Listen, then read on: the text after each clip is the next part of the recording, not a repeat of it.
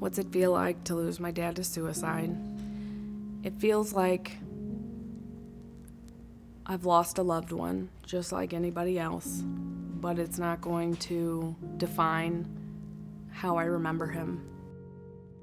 My dad was really goofy, a lot of fun. He and I played Frisbee a lot. That was our thing that we would do, and he liked to be outside. We also had a creek in our backyard growing up, and we would walk for hours in the creek picking up rocks, and he was always just the sweet guy.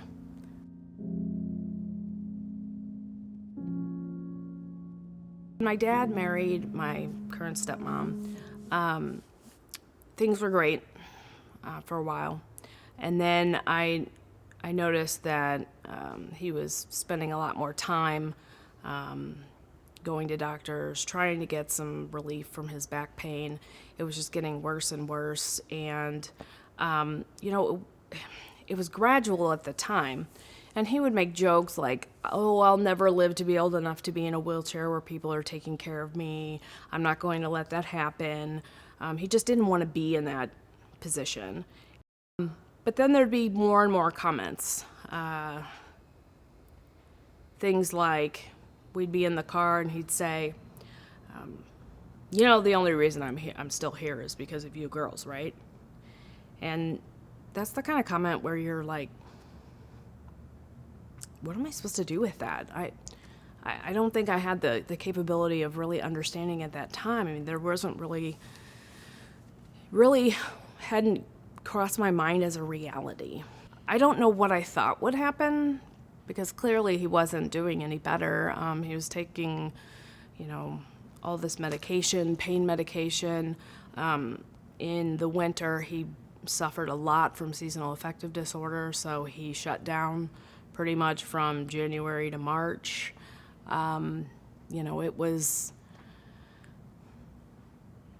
It was just getting, a little bit sadder and sadder every time, but it still wasn't anything that was, concerning. So can you tell me about the day that you learned about? I was getting ready for work in the morning. I was in the shower, and my husband came in, and he's like, you gotta wrap it up. Get out here now. And so I went out, and my mom and sister were in the living room. So this is at 6:30 in the morning. That's obviously not something I would have expected. So they were there, and my sister came up to me and said that my dad was gone. So when she told me it was suicide, I immediately, it was such an enormous shock. And I can remember sitting on the couch just in my bathrobe, crying, why? And seeing my husband hold my baby girl. And just trying to figure out what was happening. So we all got in the car and headed over to my dad and stepmom's condo. And of course, she was inconsolable. And from there, we started putting the pieces together. She explained that she had gone to dog sit for a friend. And that meant she was going to be spending the night at that person's house. And evidently, because she was going to be gone, he picked that as the time. And so he called 911 and told them what he was going to do so that they would come find him.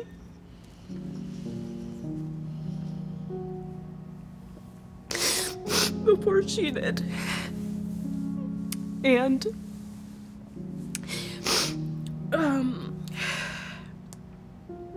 so he evidently had gotten a gun from somewhere, and he took his life in the downstairs bathroom.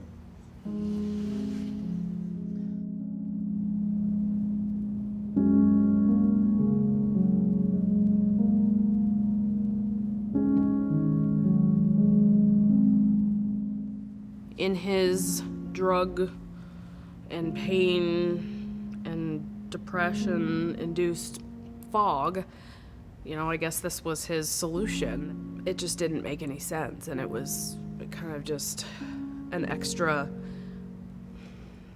an extra kind of painful piece of the puzzle, which obviously is extremely saddening and very hard to comprehend. I try very hard to think about it from a scientific perspective of this is something that happens to a person's brain under all these circumstances, and not think of it as why did he do this to us? So in going through this process, people are wanting to know what happened. I can't come into work because my dad passed away. Oh, what happened? And even today, it's hard for me to figure out the best way to say that he died by suicide. It's easier now, 11 years later, because there's been more awareness. But 10, 11 years ago, it's like I didn't even want to say he killed himself. It's just so out there. And then people's reactions is, so it's depending on the audience. And it's like, why do I have to be ashamed? Why do I have to feel embarrassed? And the reality is that, we shouldn't. We need to put it out there. We need people to understand that it's not someone being selfish. It's not something people even really think through. And that's really the point. And I'm really glad that that it has come as far as it has, except that so many people have had to die to get that way. And, I think about the things like, when I start to think about what happened, I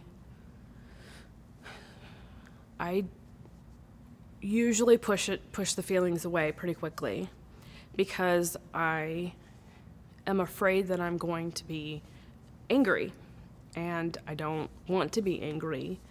I just want to be sad and miss my dad like a normal person who misses someone they lost. And what's one thing or a couple of things you could tell people about the stigma and what you would like to change about it?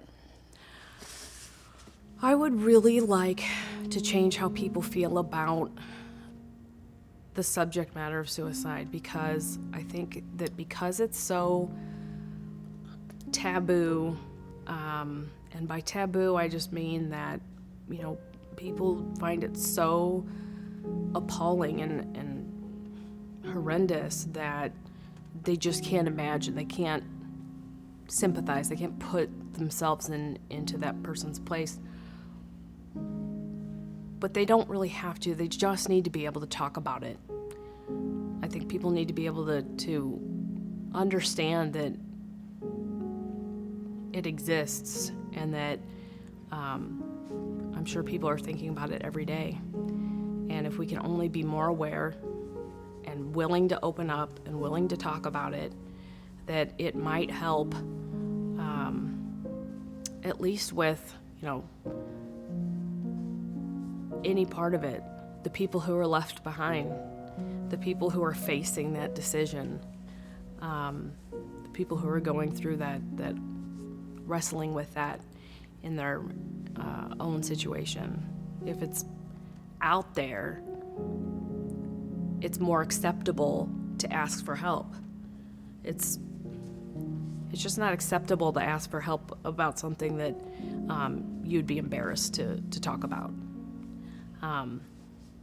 But if it becomes more acceptable, people will talk about it more, and hopefully that'll prevent some of it from happening.